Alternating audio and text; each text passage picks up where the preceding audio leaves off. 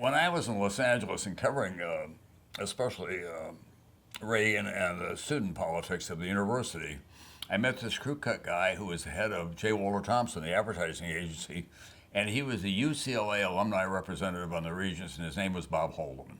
He introduced himself to me at a Regents meeting, and he was very genial. And he said, "I've been watching you. We're doing a big promotion because NBC likes what you're doing, and they're going to do it." And he said, "I've got a young man by the name of Ron Ziegler who's overlooking all this."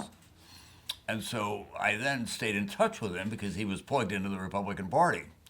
And he always knew what was going on. I remember after one night, I came back, was on the air, and he called me the next morning. He said, "Pretty good, you didn't get it all right." And I said, "Well, if I come down with a camera crew," he said, "Yeah, I think there's some things you need to know. Here's what we have in mind, what we're going to do."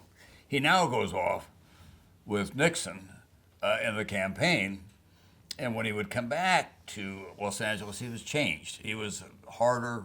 He was more difficult to get access to. He would always make room for an interview with me, and but it was, by then he was the Bob Holman we later came to know.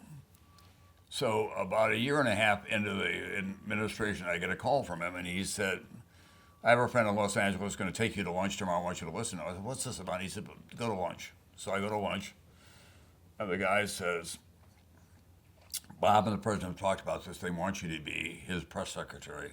I almost threw up. I mean, I was just reeling. I was not a huge fan of Nixon. I also knew that it was way beyond my ability to go from LA, drop into Washington, D.C., and represent the president at that podium.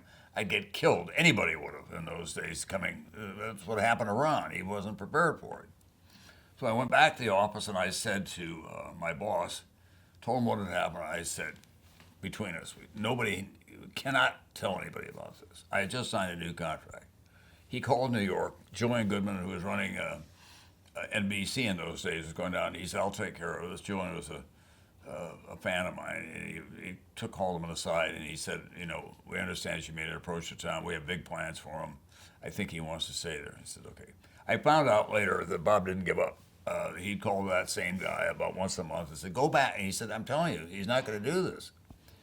Life goes on. I become White House correspondent during Watergate and all of that. And then after Watergate, I'm working here, and there was a retrospective on Watergate at Hofstra, and I was waiting to go on. I get this big bear hug from behind me, and a familiar voice says, "You know how many times I've watched you on television and thought I could have sent him to jail?" And it was Haldeman. So he did have a sense of humor, at least, about it.